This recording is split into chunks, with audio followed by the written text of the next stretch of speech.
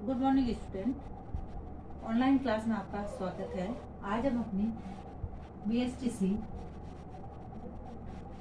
First year कला शिक्षा में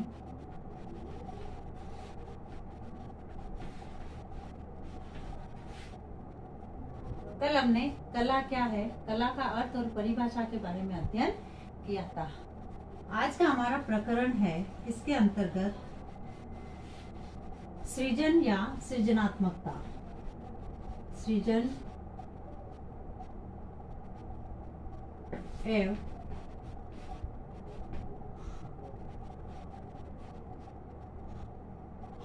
सृजनात्मकता।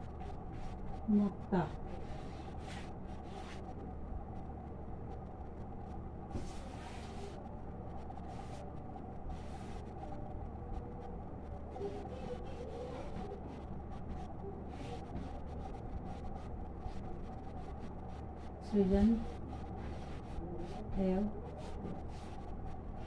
सृजनात्मकता।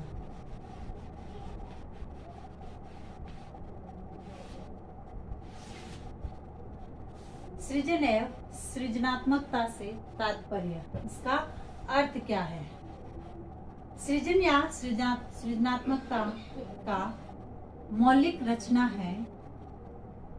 इसका अर्थ है मौलिक रचना।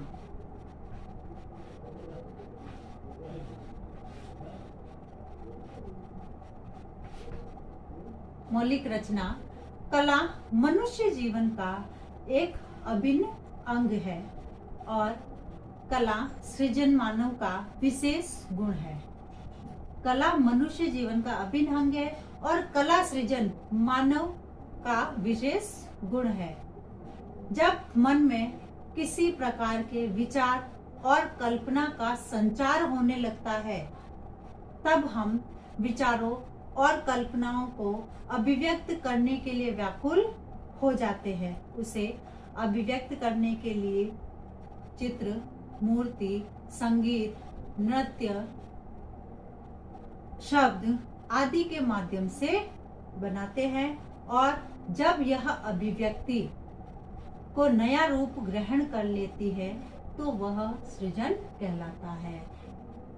जब व्यक्ति अपने मन के विचारों को, कल्पना को अभिव्यक्त करने के लिए व्याकुल होता है, तब किसी न किसी प्रकार की वह रचना करता है, सृजन करता है।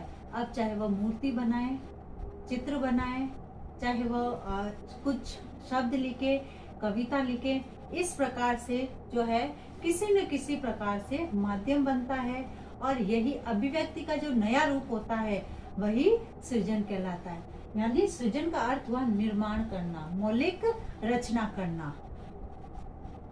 इसी के साथ प्लेटो जो है, प्लेटो का मत, प्लेटो जो महोदय है, प्लेटो महोदय ने यह कहा है कि बच्चों की सौंदर्य भावना को विकसित करने के लिए उन्हें नैसर्गिक ढंग से शिक्षा दी जानी चाहिए। किसको? सौंदर्य भावना को विकसित करने के लिए नैसर्गिक ढंग से शिक्षा दी जानी चाहिए। इसके लिए जो है कला उपयुक्त माध्यम है। कला के माध्यम से बालक अपने मन के भाव को अभिव्यक्त कर सकता है, जो कि बच्चों की मौलिक अभिव्यक्ति तथा उनके सर्वांगीण विकास, सृजनात्मक क्षमता, खोज वृत्ति इत्यादि के लिए प्रेरित और पोषित करती है। सृजनात्मक प्रक्रिया के 4 चरण होते हैं।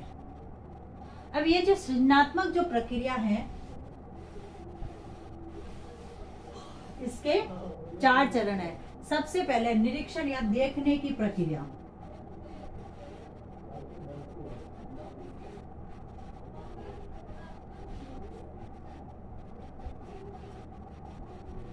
देखने की प्रक्रिया। अब जो है इसके अंतर्गत सृजनात्मकता का पहला चरण है निरीक्षण या देखने की प्रक्रिया। यानी यह प्रक्रिया निरीक्षण या देखना इसकी प्रथम प्रक्रिया है। निरीक्षण के द्वारा ही हमें रूप का साक्षात्कार होता है। अतः कला निरीक्षण का महत्वपूर्ण स्थान है, क्योंकि जब हम किसी वस्तु को देखते हैं, निरीक्षण करते हैं, तब हमें जो है उसका आभास होता है और हम जो है निरीक्षण द्वारा उसका साक्षात्कार यानी साक्षात रूप में उसके देखते हैं और फिर हम उसका निर्माण करते हैं। उसके बाद है अनुभूति या ग्रहण करने की प्रक्रिया। दूसरा क्या है? अनुभूति या ग्रहण करने की प्रक्रिया। अब जब निरीक्षण करते हैं, उसके बाद निरीक्षण के बाद हम किसी भी चीज की अनुभूति करते हैं यानी आभास करते हैं। यह क्रिया मानसिक क्रियाओं का मूल स्रोत है। सौंदर्य अनुभूति का संबंध ग्रहण शक्ति से है और अनुभूतियां जो है आत्मा है। यह अनुभूतियां की आत्मा है। श्रेष्ठ कलाएं उन सहज अनुभूतियों का संकलन करती है जो सदैव संवेदनाओं और प्रभावों से संबंधित होती है। मनुष्य का मन सुंदर, सत्य व प्रेम का आधार है। पाश्चात्य विद्वान क्रोचे ने अनुभूति को सहज ज्ञान व कला का जनक माना जाता है। सहज ज्ञान व कला का जनक पाश्चात्य जो विद्वान थे, क्रोचे ने कहा है। यानी जब व्यक्ति जब अनुभूति करता है, किसी भी चीज का आभास करता है, तो उसको ग्रहण करने की प्रक्रिया करता है। उसके बाद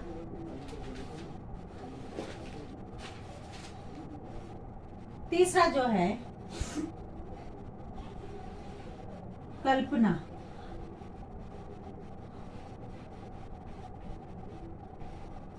जो कि कला के लिए बहुत महत्वपूर्ण है, क्योंकि जब तक व्यक्ति किसी भी चीज की कल्पना नहीं करेगा तो वह उसको साकार रूप नहीं दे सकता है। तो यानी इसके अंतर्गत जैसे कल्पना वह मानसिक क्रिया है जिसके द्वारा हमें किसी संपूर्ण परिस्थिति का प्रत्यक्ष बोध होता है, साथ ही साथ साकार अथवा मूर्तिमान रूप होता है, क्योंकि जब हम कल्पना करते हैं तभी किसी वस्तु का निर्माण कर सकते हैं और इसी आधार पर कलाकार अपनी नवीन सृष्टि को रूप अथवा आकार प्रदान करता है। जैसे आंख बनाता है, नाक बनाता है, होठ बनाता है, मुंह बनाता है, बाल बनाता है। जब वो मूर्ति बनाता है तो उसकी कल्पना होती है कि उसके आंख होती है, नाक होती है, मुंह होता है, कान। इस प्रकार से वह कल्पना करता है और उसी कल्पना को मूर्ति के रूप में जो है साकार रूप प्रदान करता है। इसलिए कल्पना कलाकार की सृजनात्मक शक्ति मानी जाती है। उसके बाद आता है चौथा, सृजनात्मक अभिव्यक्ति की प्रक्रिया।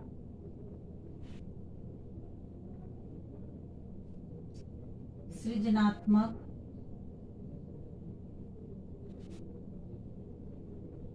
अभिव्यक्ति की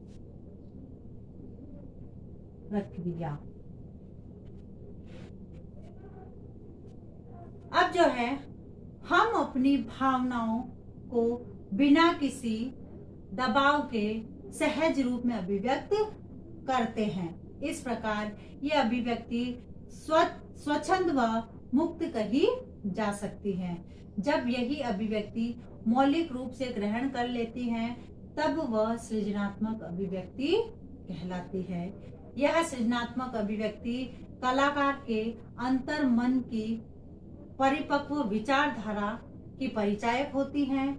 इसलिए कहा गया है कि कला मानव की सहज अभिव्यक्ति है, यानी सृजनात्मक अभिव्यक्ति की प्रक्रिया।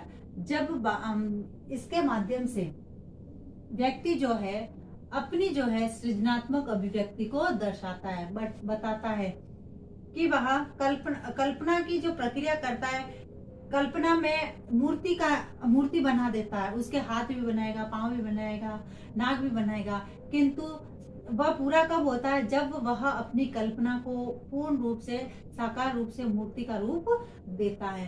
तो इस प्रकार से जो है सृजन एवं सृजनात्मकता जो है चार चरणों में बताई गई है। अब है आज का आपका गृह कार्य।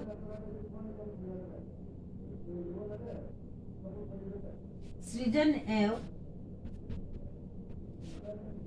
सृजनात्मकता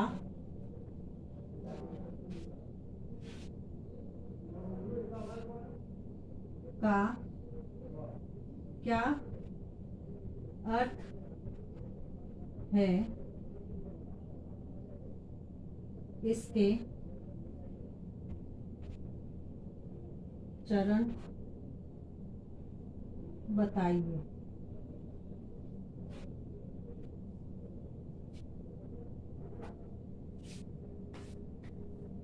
अब एक विशेष बात, जैसे कि हम सभी जानते हैं कि वर्तमान में जो टाइम चल रहा है वह कोरोना जैसी महामारी भयंकर रूप से फैल रही है, तथा इससे बचाव हेतु हमें छोटे छोटे उपाय करने हैं। उन्हीं उपायों द्वारा हम इस कोरोना जैसी महामारी से निजात पा सकते हैं। स्वस्थ रहे, सुरक्षित रहे, 2 गज दूरी, मास्क जरूरी, be stay and be strong. धन्यवाद।